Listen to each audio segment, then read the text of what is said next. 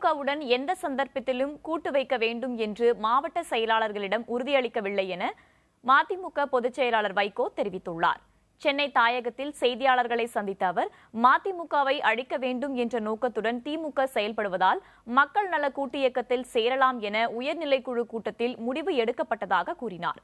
மதிமுக மாவட்ட செயலாளர்களை இழுக்கும் முயற்சியில் 1 மாதத்திற்கு முன்பிருந்தே மு.க.ஸ்டாலின் ஈடுபட்டதாக குற்றம் சாட்டிய அவர், முல்லை பெரியாறு, ஈழத்தமிழர் உள்ளிட்ட விவகாரங்களில் திமுக தமிழர்களுக்கு துரோகம் செய்துவிட்டதாக குற்றம் சாட்டினார்.